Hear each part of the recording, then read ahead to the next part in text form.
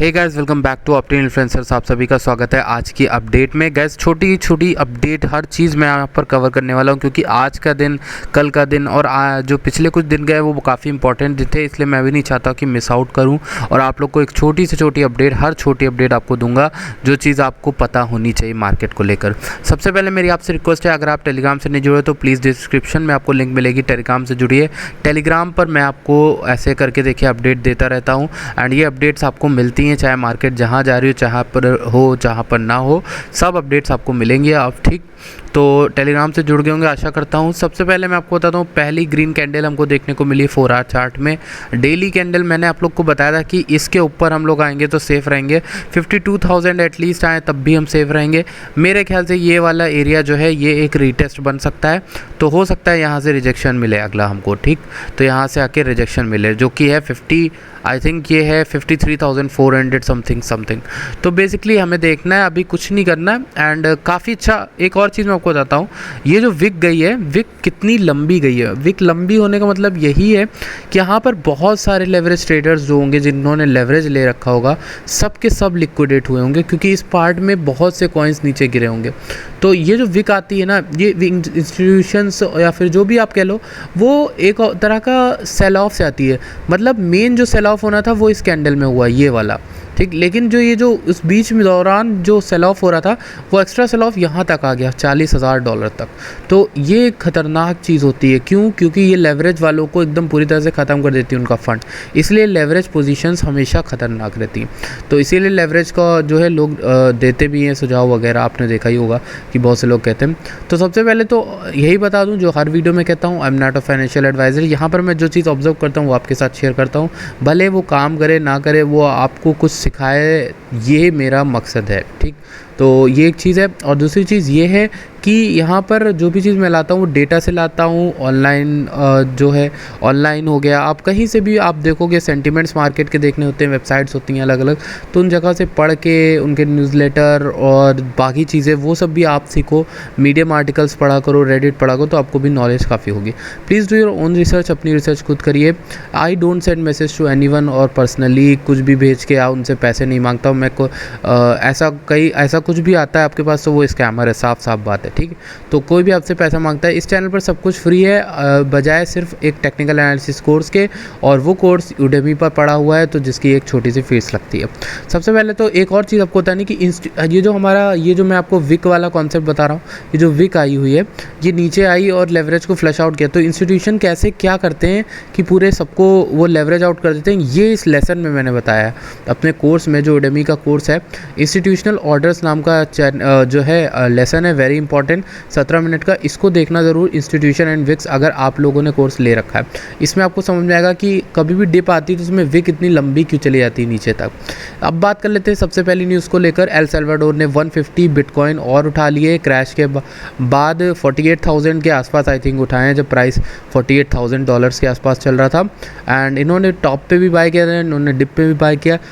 तो अच्छी चीज़ यही है कि बचाने के लिए सब लोग आ जाते हैं। अब यहाँ पर ये देखिए एल सल्वाडोर में यहाँ पर लिखा था miss the freaking bottom by 7 minutes, मतलब वो बॉटम की बात कर रहे हैं जो बॉटम में विक गई थी आज नीचे, तो वो चीज़ भी है, ठीक है। तो ये तो एक हो गई बात कि एल सल्वाडोर आ जाता है, कभी कभी माइक्रो स्ट्रेटजी बीच में आ जाता है जब भी कुछ ऐसा होता है, डिप वगैरह।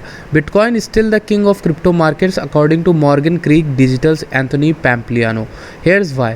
तो जो एंथोनी पैम्पलियानो, आपको पता है पैम्पलियानो बहुत फेमस हैं, और उन्होंने कहा है कि top crypto still has a lot of bullish fundamentals despite any downside. If you look at how many people hold Bitcoin are in profit, so basically wherever they bought Bitcoin, what that price was compared to now, 89 to 90% of people are in profit. जिन्होंने Bitcoin को hold लिया था तो वो लोग hold कर रहे हैं। While we have an undisciplined monetary and fiscal policy, I am not selling my Bitcoin. There are millions of other people who aren't selling their Bitcoin, and demand continues to increase. We just saw this morning that Invesco is going to launch an exchange traded product ETP with spot Bitcoin, and I think you are going to continue to see products like that come to market. Demand increases your fixed supply asset. The US dollar price has to move up over time to accommodate everyone. तो एक तरह से इन्होंने बड़ी बात कह दी कि US dollar जो है उसकी सप्लाई तो चेंज होती रहती है, बट जो एक फिक्स सप्लाई एसेट जो हमारे पास है उसको कोई भी बेचना नहीं चलता, और जितना लोग नहीं बेचना चाहेंगे किसी चीज़ को, उसकी वैल्यू उतनी बढ़ेगी, ठीक। Academic research claims ETH is a superior store of value to bitcoin, यानी इथेरियम जो है वो आने वाले टाइम में सुपीरियर स्टोर ऑफ वैल्यू, यानी जिसमें वैल्यू होगी, जैसे आपका हो गया सोना हो गया, एक लोहा हो गया, तो गोल्ड जो है उसको माना जाता है स्टोर ऑफ वैल्यू, क्योंकि उसका जो प्रॉपर्टीज़ होती हैं, कुछ केमिकल प्रॉपर्टीज़, कुछ फिजिकल प्रॉपर्टीज़ होती हैं जो गोल्ड की अलग होती हैं, और प्लस उसकी एक इंट्रिंसिक वैल्यू, उसको मीडियम एक्सचेंज के लिए भी यूज़ किया जाता है। तो इस तरह से इथेरियम को बोला गया कि वो सुपीरियर, उसका यूज़ केस ज़्यादा होगा आने वाले टाइम में। लेकिन मेरा मानना ये है कि बिटकॉइन और इथेरियम दोनों को एग्जिस्ट कर सकते हैं, और बिटकॉइन जो है वो करेंसी बनेगा, जबकि इथेरियम वो इंटरनेट बनेगा जिसका बिना दुनिया रह नहीं पाएगी। मतलब नॉर्मली, मतलब जैसे आज के समय में इंटरनेट के बिना मुश्किल हो जाता है। IOTA set to launch decentralised smart contract platform to expand Web3 ecosystem. Web3 ecosystem आप लोग को आई होप पता ही चल गया होगा कि हर जगह सबको Web3 चिल्ला रहा है। बहुत पहले ही हमने मानव के ऊपर जब डिस्कशन किया था तब आपको बताया था Web3 वगैरह के बारे में, और बैट वगैरह टोकन के बारे में कुछ वीडियोज़ में बात की थी। एक फुल्ली डेडिकेशनल वीडियो मैं भी लाऊंगा और उस पर आपसे बात करेंगे। तो फिलहाल के लिए बस इतना जान लो कि आयोटा जो है अपना डिसेंट्रलाइज स्मार्ट कॉन्ट्रैक्ट प्लेटफॉर्म निकाल रहा है, तो ये एक अच्छी बात है।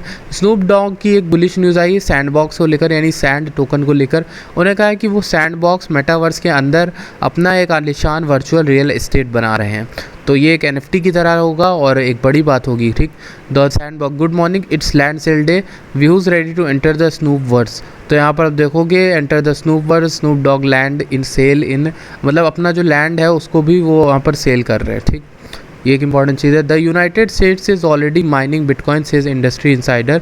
ये भी पॉम्प्लियानो के साथ जब इनका पॉडकास्ट चल रहा था तो पॉडकास्ट में एक USA के इंपॉर्टेंट पर्सन है जिन्होंने ये गलती से बोल दिया कि द US यानी the United state is also mining bitcoin. ये बड़ी बात कहती, और फिर उसके बाद उन्होंने बोला नहीं may be they are mining bitcoin. तो एग्जैक्टली इन्होंने बोला पहले कि इज़ माइनिंग बिटकॉइन, फिर बाद में इन्होंने मे बी लगाया, मतलब कि हो सकता है अंदर ही अंदर USA जो हो वो अपनी मशीनें सेट करके, माइनिंग रिग्स सेट करके they are also mining bitcoin, और वहाँ के अंदर के लोग ये सब चीज़ें कर रहे हो।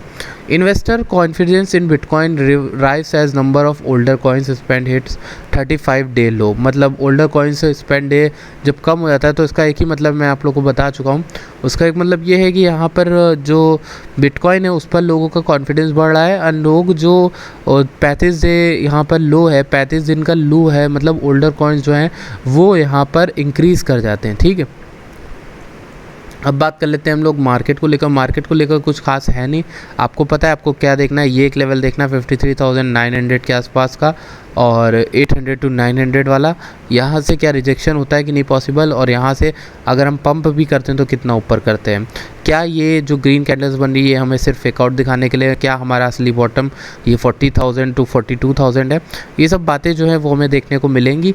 एंड मैक्सिमम मैं आप लोगों से अभी यही कहूँगा कि जिनके पास फंड है वो DCA करें उसी कॉइन को जो कॉइन वो ले चुके हैं।